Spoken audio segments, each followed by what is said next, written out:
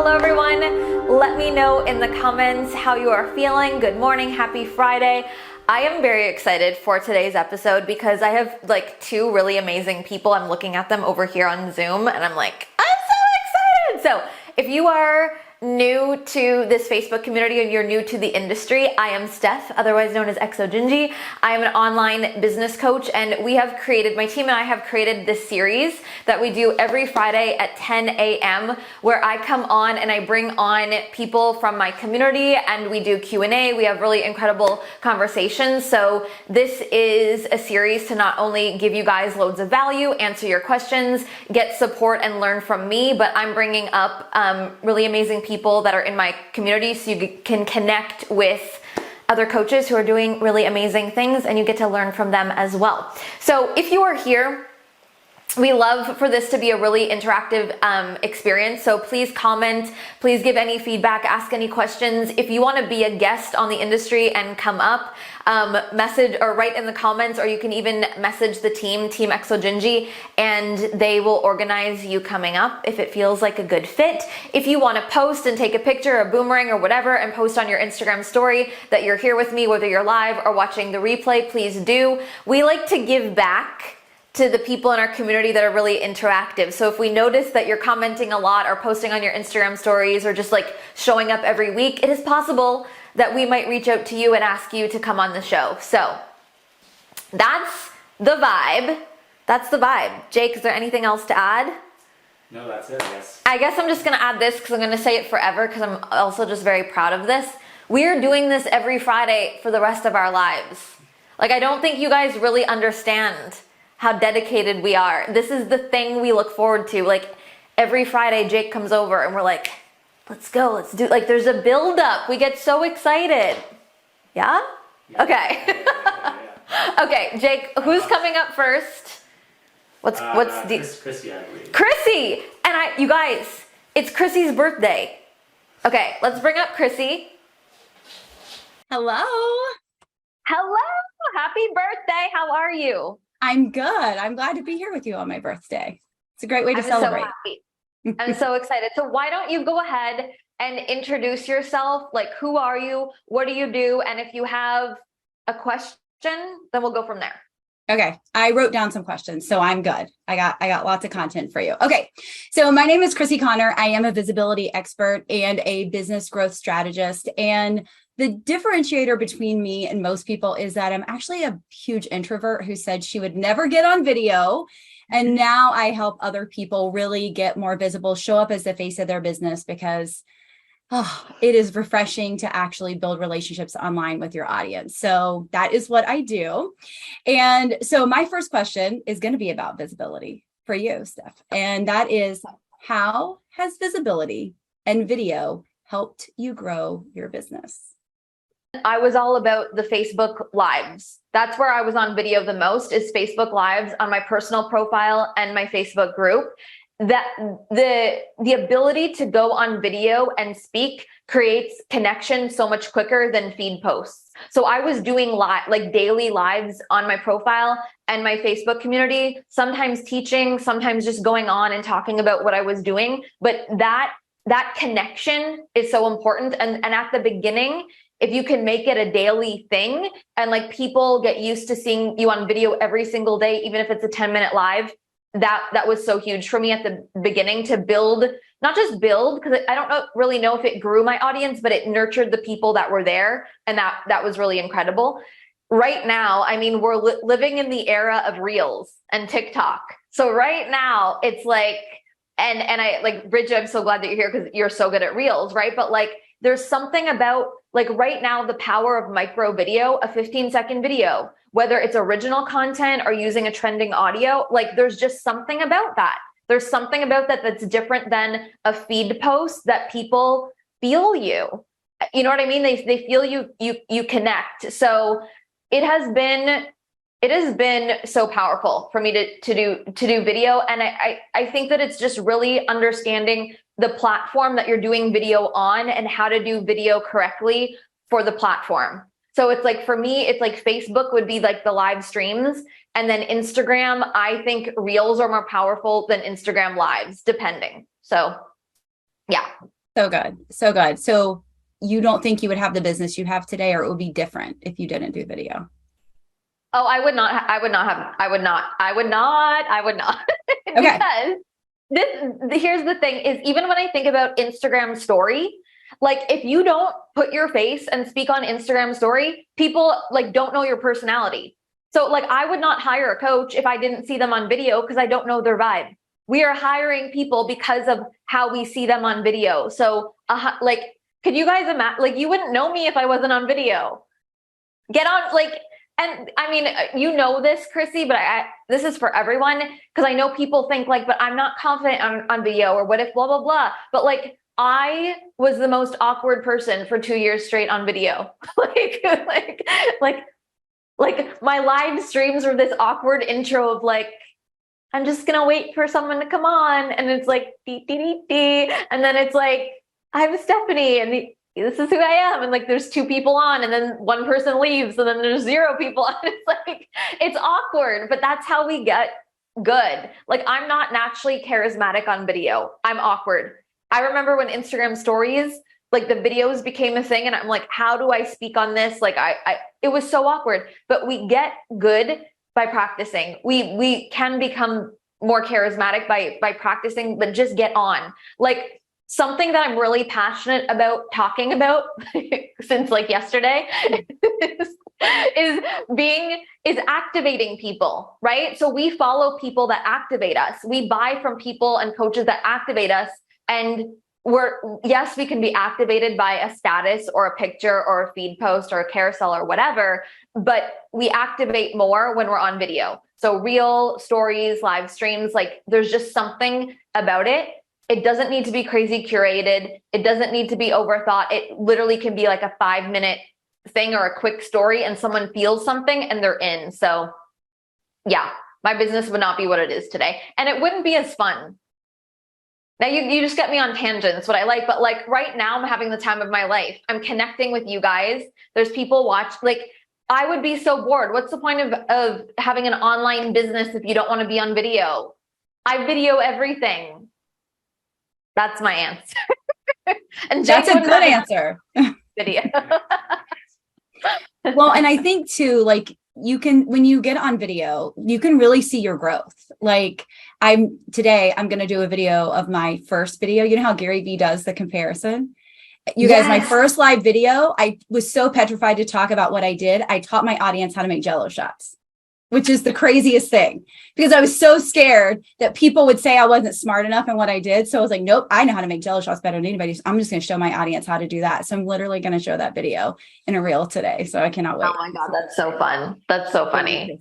So I have honestly, if you guys, some people happen to go across on or see like really, really old YouTube videos of mine. I'm embarrassed that I'm even saying this right now because people will go watch. But even if you go on my Facebook and you go scroll back to like the first live streams, like you will see the transformation. You like, yeah, Bridget's like, I'm like, I'm so awkward.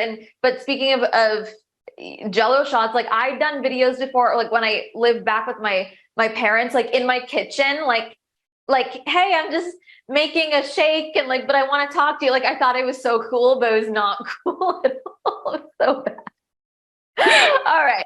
What else do you have? Okay. So this one's a little bit of, I'm going to preface this. So one of my favorite things that you talked about in Hot Audience was really going back to basics. And then in our mastermind call, I quoted you, you said you build your business one piece of content at a time. And I feel like I went through this period where I was stopping the teaching the basics, and at least publicly. And you just brought back and just shared like how important it really is to get back to those basics. And I just would love you to talk about that a little bit, because I think so many people think they need to talk about the high level or the motivation. And I would just love more of your thoughts on the basics, that even though you may teach basic things on social media, it's far from meaning that you're actually basic. Yeah. I mean, there's a bunch of different angles for this. Like when I think about my own profile, I want my Instagram to be like an incredible resource for people. And so whether someone is beginning, whether it's business or another topic, whether someone is beginning or further along in their journey, that information, the basics, is always beneficial. So it's one, it's like, I want to be me personally, I want to be the go-to profile. And just because I'm more advanced now doesn't mean I should stop talking about the basics. This is actually the way that I see it, is I don't need the basics anymore, but my business thrives off of me selling the basics, because that's how people get to where I am. So what I see coaches do is, because someone reached a new level in their business, they stop talking about the basics, but then eventually they stop making sales because they're not nurturing the people who need to buy from them. Right? Is that what happened to you, Christy? So that's how I'm like, so it's you know how I say, like, my content is not for me. My content is for my audience. Our offers are for other people. That's literally what a business is. And so I think people get caught up in this too, is because then they're like, but I'm bored. I want to feel connected to my content, and whatever. You still can, but say it in your way, say it, use your personality. Like, I feel so connected to my content, even if it's stuff that's basic and maybe boring to me now. It excites me that I can be a little bit creative with the content and how I want to share it. It excites me to know that me sharing this is going to help someone on their journey. So I just think, like, there's that, but also it's been about a year and a half since I personally dialed back to the basics, and I've never more in my life been attracting more high level people. So the thought of like, oh, if I talk about the basics, I'm only going to attract beginners, I'm going to attract people who don't want to pay. Like, I literally have evidence of the opposite, because it's like people who are more advanced see that I'm an expert and they're activated by the level that I'm at. So they're like, oh my God, Steph knows these things. Cool. Because I still want to refine it. And, you know, she has other higher level stuff that can activate me and support me in a higher level way. So that's just how I see it. Like, we should be the go-to resource for whatever it is. That doesn't take away, that doesn't make you beginner, that makes you the go-to resource. I guarantee if we bring our content and even offers back to what actually people need, you're going to make more money in your business. That's a real. Just saying. So we remember that. You're welcome. Yes. Content ideas. Okay. My next question is, what do you do after a setback? You know what's so funny? It's like last week, that episode was like, was it only last week? When I had a meltdown? Oh, the week before that I had a meltdown. I'm like, when was my last meltdown? I'm like trying to figure it out now. It's like, you know what's so interesting is I feel like personally, I live a lifetime in a day. Like, I'm doing so many things. I'm interacting with so many different people. I'm thinking of new things. I'm fixing things. It's like, I feel like it's not, for me, it doesn't feel like a big setback. I feel like I experience little moments that might knock me out for a second, and then I bring myself back. That's kind of how I experience it. Like, something just happens and it brings me down, and I'll be upset, or I'll be sad or whatever. And so what brings me back, honestly, it's a few different things. One of the biggest things is like, I kind of say to myself, like, Steph, what is the story you want to tell about this? Is it going to be like, oh, you had a setback and so you decided to be sad for 5 weeks and, you know, do nothing? Or is it like, hey, something happened and you decided to rise. You decided to rise above it. You decided to figure it out. Like, if I go there, then I'm like, well, I'm not going to be the person that complains and does nothing. I have to be the person who rises. So I don't know if, Chrissy, you've been in my world long enough, but I say something like, I win in every situation. I decide that I win in every situation. So if I have a setback, I don't go into victim mentality. I say, how can I win here? What am I going to do so this works? What am I going to do so I become a better person from what I'm learning from this experience? So I go there, but also the context. I talk about context all the time. If I'm in a setback, and I only make it about me, then I might be sad for 5 weeks. But it's not about me anymore. It's about, I have clients. I have clients who are in my masterminds and my private coaching who, what would I say to my private client who is having a setback? Hey, go be sad for a month. It's cool. Like, no. what would I say to my best client? I say that to myself. What would I say, Steph, to my best client if they came to me and said they had a setback? And I would say that to myself. And right away, I snap out of it and I go. So I think about my clients and I think about also my team. Like, okay, if I have a setback and I'm leading this team, then I'm basically bringing my team along with me on the setback. Like, that's not the vibe. So it's just make your life create a context that's bigger than just you, whether it's your clients, your audience, your team, your family. And it's like, whoa, if I decide to stay here, then I'm bringing everyone along with me. And that's just not what I'm doing. So that snaps me out of it. And then I will also just say, like, I'm an emotional person. So like when I'm sad, I'm sad. When I'm mad, I'm mad. When I'm angry, I'm angry. And so if you experience something, let yourself feel what you need to feel and then snap back into the good energy. You know what I mean? Don't bypass how you feel. For me, it's really important to just express whatever it is and then I'm good to go. But I think a lot of people get like compound emotion. Like, I'm frustrated because I'm sad. And it's like, just be sad for a day and then tomorrow you're fine instead of trying to avoid being sad. So, and then I have dance parties and cuddle with my dog, and that helps me. So, So good. So good. I have one more question if I have time. Okay. Yeah. What does a typical Steph day look like? Ooh, well, it depends on the week. It depends what's going on.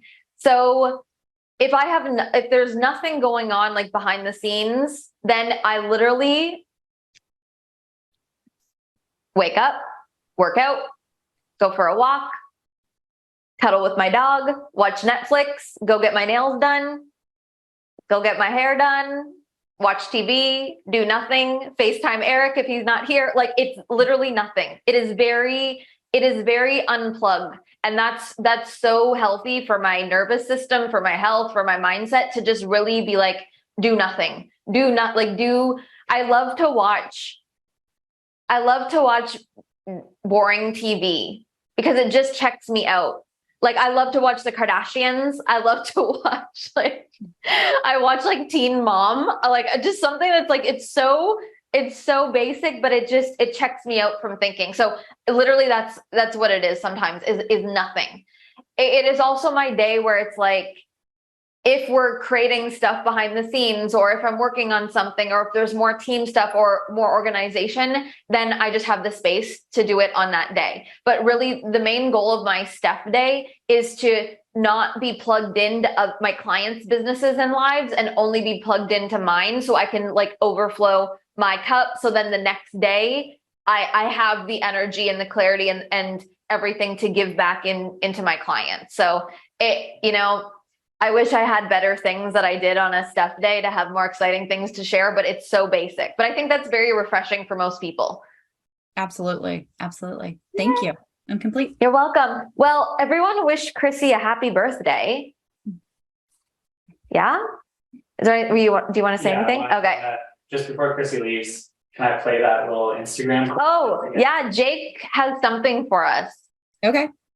Yes. Repeat after me. The numbers of followers I have do not define who I am. That's why I can leave an Instagram with over 10,000 followers and start a new one. I know that it's going to... Yes, I recognize it. Do you want to share your experience of starting a new Instagram, going from 10,000 to 0? Yeah, absolutely. So I did this in June, and really I started my Instagram in 2017, and I'm not that person anymore. And I've evolved so much. I didn't get into visibility until about 2019. And I was just not noticing, for having 10,000 followers, I was not getting the engagement that I thought I should. And now I have a little Instagram with 430 people on it. And I love it. I love it. They are the most engaged people. Number of views on my stories, not percentage, the actual number of viewers is higher than what I had on my 10,000 page. So I ended up turning my 10,000 page because I kept getting followers. I did turn it into my podcast page, but it's my home is my new Instagram that I started in June. So yeah, it was very scary and people thought I was crazy. And it was really an eye opener on how much people thought that I thought that defined me. And I was like, wait a minute, why is nobody supporting me in this? This is crazy. I don't need 10,000 followers to prove anything. And so it was very eye-opening. So yes, it was a scary thing, but it's okay. Thank you for sharing that. I think that it's so true. It's not about the numbers. It's about the quality of the people. Like, you know what I mean? I experienced the same thing when I had to start a new Instagram, but it was like nothing stopped, because it's like the quality people are going to follow you and they're going to be there. What matters is that, whether it's 400 people or 4,000 or whatever, it's about the people who are there. They want to be there versus just if 10,000 people means nothing if they're not engaged. So I love that. And I love that showed you like, oh, I was defining my worth or thinking like that validated me. So people saw blah, blah, blah, 10,000 people, but it literally means nothing. So I love it. Cool. All right. We good? We're good. Yeah. All right. Miss Bridget, Jake, when you have a second, just hit got it, because I can't see Bridget's face. Hello. Okay. How are you? Come on and give us a little introduction. Who are you? What do you do? And then we'll go from there. Okay. I'm so excited to be here. Hi, everyone. I'm Bridget. I live in Costa Rica right now, but I usually travel the world. I really like being in Thailand, and I feel like it's my life's purpose to help women go from making these little coaching businesses to movements where they're not just selling like 8-week courses or 3-month programs, but they're selling who they are and just like doing epic things. I'm all about this. I'm like, hell yeah.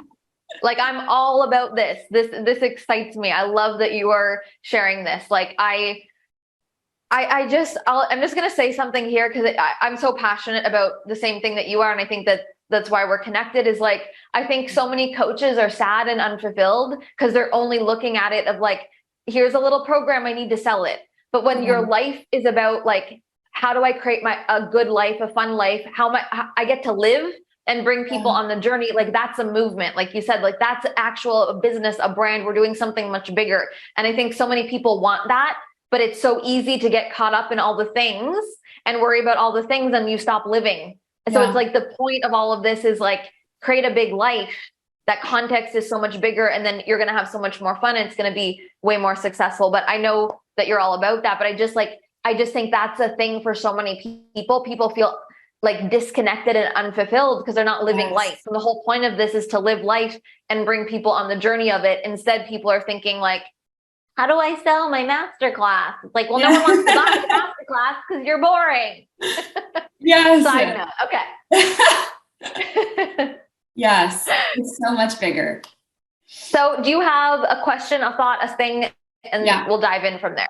Okay. Yeah, I have a few questions. And okay, so the first one is, what is the main difference between someone who's making $50,000 cash months and someone who's making $100,000 cash months? And I don't mean like their offers. I mean more identity, mindset, energetics.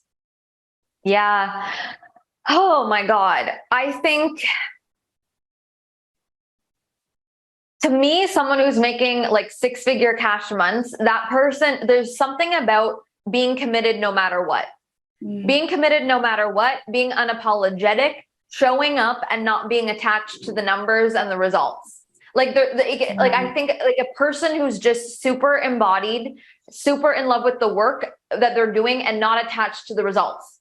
And the reason that I'm really highlighting that is because at the beginning, like even from experience or what I see happens to other coaches, is like, even when you're at 30, 40, 50, 60K, there's still attachment to like needing to hit that. Like there's still money attachment, number attachment, that those kinds of results.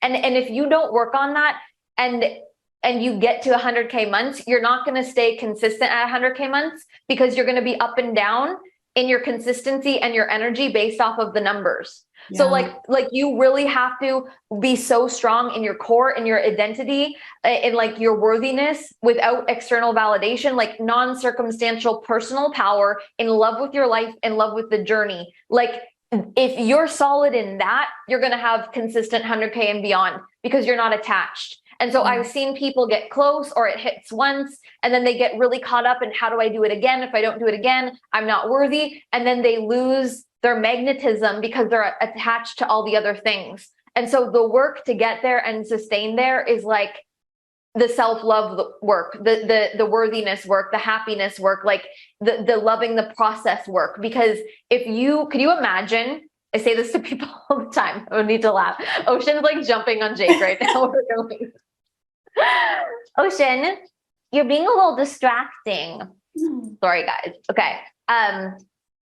What was I saying? Well, I've seen people like get to like 100K months and then realize that they're still attached to the numbers and the money, and then that knocks them out, and then they're backwards.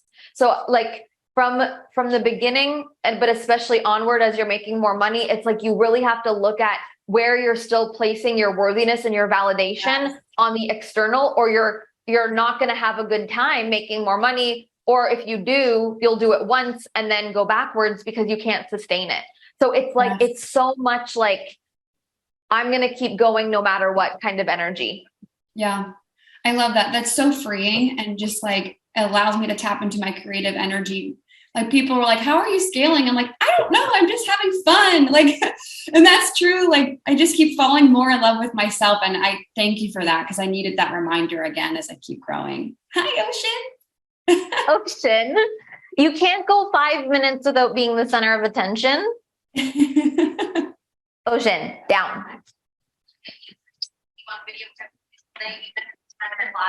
Why do I hear myself right now? Or like, Myself. Why do I hear myself? Okay, it's all good. Okay. I actually want to say this as well, is like kind of what I was saying to Chrissy about activation.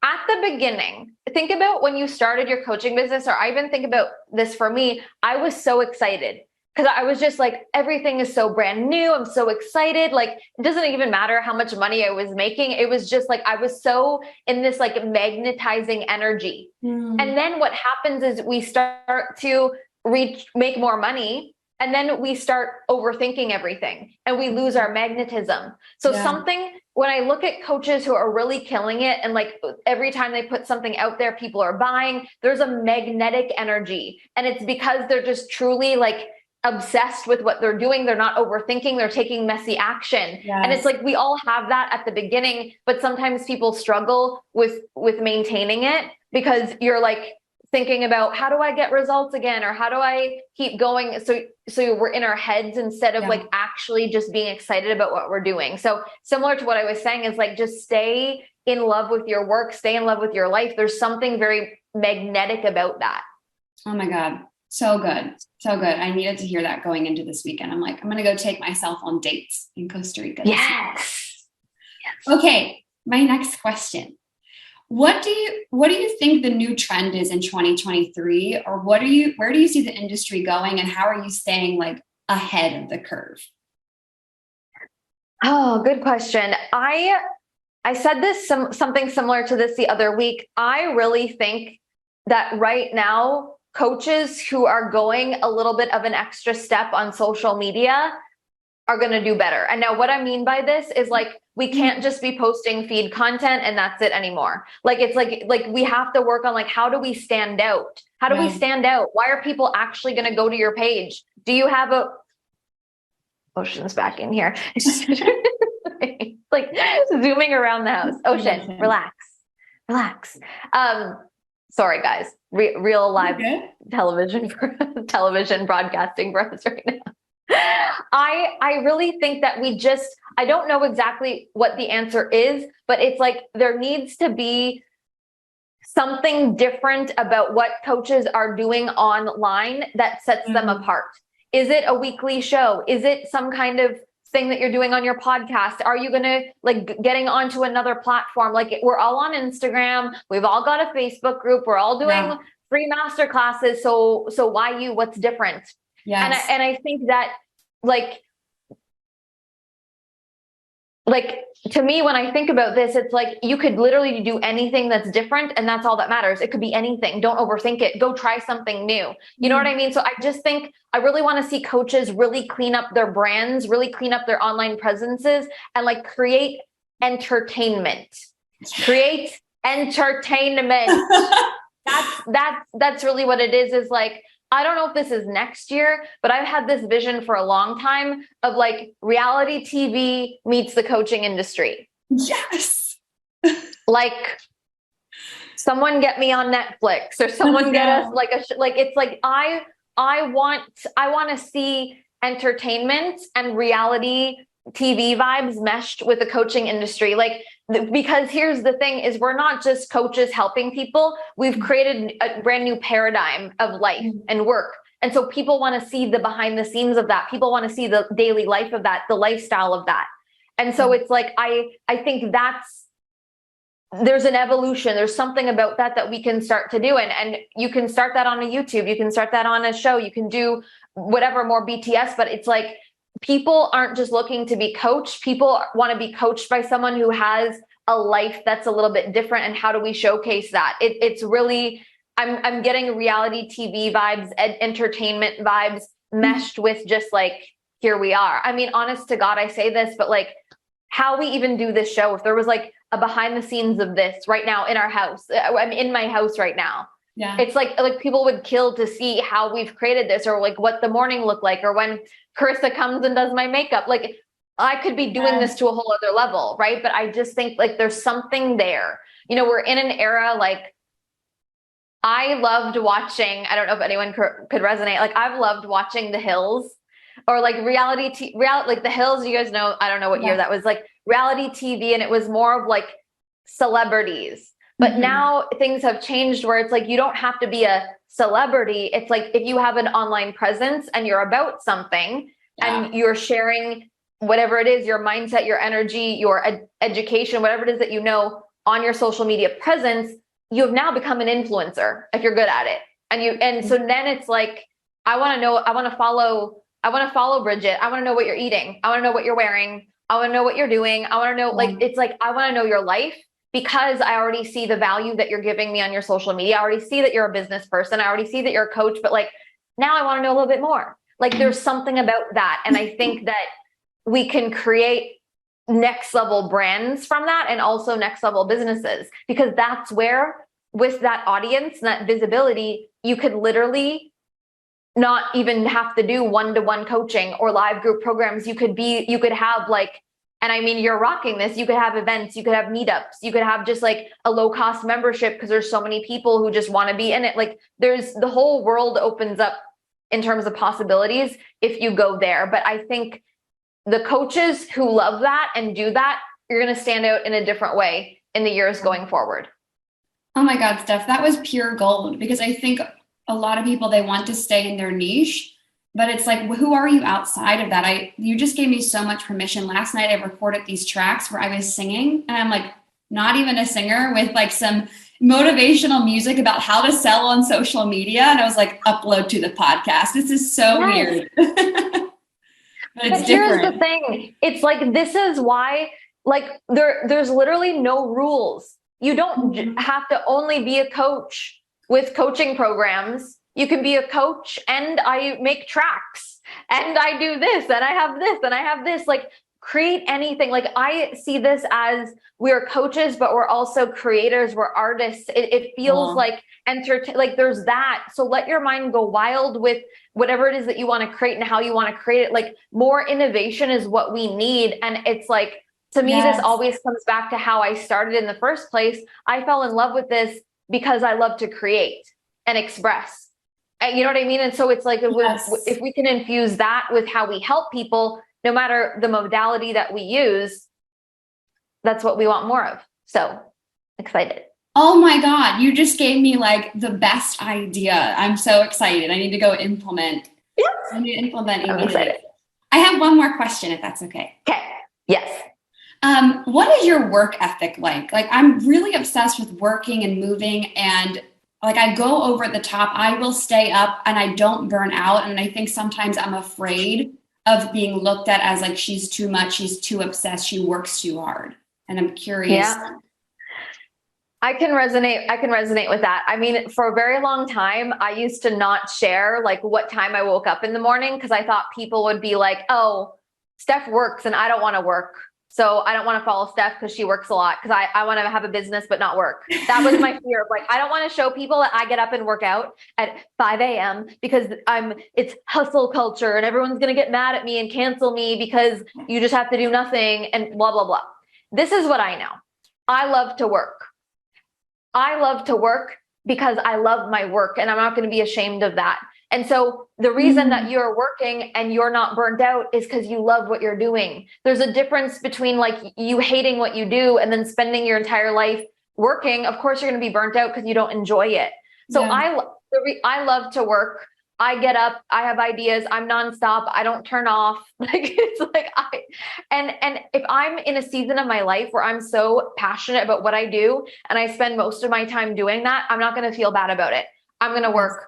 And so I just think people associate work with like being unhealthy, working so much that you become unhealthy. If you work and you love it and you still take care of yourself, then that's balanced. But also, I do believe that there might be seasons where you have to spend more time working to build something, and there's nothing wrong with that. That's the point. And so I think that we're redefining work because we actually love what we're doing. But that doesn't mean that we're not spending time working. We are, but we enjoy it. So there's that. I work a lot. I don't overthink how many hours are you working, or what day is it? It's a Saturday, you shouldn't be working. I'm like, I have a life where I built this because when I was in university and then I decided to quit, I said to myself, you will not have a life where you're working for the weekend. You're going to have a life where every day feels like the weekend.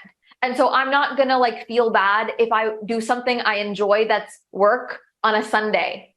Yeah. Like, or a Saturday or a Friday night. I'm like, hell yeah, I am. That means my life and my work is that damn good that it doesn't matter what day it is or what time it is. I'm doing something where I feel fulfilled. So I just think like, if you feel like that, like, I think that we get to create a new paradigm when it comes to work. And so if you like to work and you are fulfilled and you're happy and you're healthy, talk more about that, because I think we need to showcase that that's the life and the businesses we want to create. It doesn't mean just burn out and hate your life. It means do something you love and be dedicated to it. Of course, you want to spend time working on it. Yes. You just gave me so much permission. I love that so much. Thank you. And I like this right now. I'm working. I'm having the time of my life. This is so fun. Like, can you imagine if I was like, oh, gotta get up and do this show, like, want. Like, I'm like, I'm having the best time of my life. Like, this is my job. I'm like, even to this day, my mom will be like, you're working? Yeah, but like, I'm having the time of my life. Do you not understand? My job is to sit in my office and talk to the coolest people around the world. Hell yeah, I'm going to work. Like, what? So it's just like, yeah. So like, I just think go run with this. Like, how cool is it that you love your work so much that you don't think about how much you're doing it? Like, that you have the best situation. Yeah, I think I could totally like dial in on that and make that be like my thing. Like, I'm obsessed with working and moving and taking action. So this was amazing. Thank you, Steph. Yeah, I'm so happy. I love you both so much. This was so good. I actually didn't even know this morning until my team is the best. I'm like, what's going on today on the show? Who's coming up? And I'm like, let me just go look. I'm like, it's going to be such a good show because I know you guys, you're in my world. You guys are the best people. And I'm so grateful to have you on here, but also just in the collective and all the other things that you guys are in. Like, I just, your energy and the way that you guys show up and what you're doing, it's like, it fuels me so much. So I'm excited that you came on here and everyone gets to connect. Oh, Jake is bringing up something. Sucking out something is a first step by being sorta good at something. Sucking out something is a first step by being sorta good. Sucking out something is a first step by being. Okay, what's the context of this one? Well, she's headed back to New York City. She left New York City fairly recently. She's headed back. Can you just kind of like talk about that aspect of your life and how you're returning to where you started as a different human? Sure. Yes. Thank you. When I left New York City, I was making $50,000 a year, burnt out, like hated working, hated my life. And less than 2 years later, I'm returning on December 3rd to host an event there where I've done a $50,000 month. Like, that just blows my mind. And it's purely from just showing up and getting in the room with Steph and like investing in you and getting in these spaces and continuing to work hard. Like, it just blows my mind that at one point I like took a little $50,000 salary for a year. And now I'm like, how can I go from $50,000 months to $100,000 months? Like, that's crazy. Oh my God. What a full circle moment to be like, you left and then you're going back and like everything has changed. That's amazing. Oh my God. Jake does his homework. Jake researches and he's like, I want to know these people and I'm going to bring up some cool content and get them to share. So that's awesome. I love Thank this. you. Cool? Yeah, that's it. We're good? Well, this was such a fabulous episode.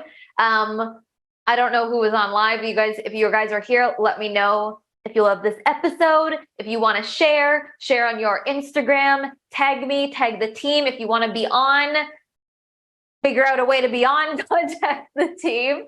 I love you guys. I'll see everyone next Friday at 10 a.m. Yeah, we good? All right. Mwah. Have a good weekend, guys. Bye.